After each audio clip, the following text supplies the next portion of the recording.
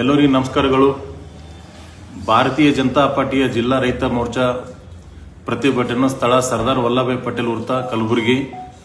ಮಾನ್ಯ ರೈತ ಬಂಧುಗಳೇ, ಜನಪ್ರತಿನಿಧಿಗಳೇ, ಮುಖಂಡರೇ ಹಾಗೂ ಕಾರ್ಯಕರ್ತ ಪಕ್ಷದ ಎಲ್ಲ ಹಿರಿಯ ಮುಖಂಡರೇ, ನಮಸ್ಕಾರಗಳು. ಒಂದು ಮಹತ್ವದ ಉದ್ದೇಶಕ್ಕಾಗಿ ಜಿಲ್ಲೆಯ ರೈತರ ಸಮಸ್ಯೆಗಳನ್ನು ಕಿವಿ ಕೇಳದ ರೈತ ವಿರೋಧಿ ಕಾಂಗ್ರೆಸ್ ಸರ್ಕಾರದ ಗಮನಕ್ಕೆ ತರುವ ಉದ್ದೇಶಕ್ಕಾಗಿ ಇಂದು ಕೇವಲ ಪ್ರತಿಭಟನೆ ಅಲ್ಲ, ಇದು ರೈತರ ನ್ಯಾಯದ ಕೂಗು, ರೈತನ ಹಕ್ಕಿಗಾಗಿ ನಡೆಯುವ ಶಾಂತಪೂರ್ಣ ಹೋರಾಟ. ಭಾರತದ ಆರ್ಥಿಕ ರಚನೆಯ ಕೊಂಡಿಯಾದ ರೈತನ ಸಮಸ್ಯೆ ಇಂದಿಗೂ ಸಮಾಧಾನವಾಗಿಲ್ಲ.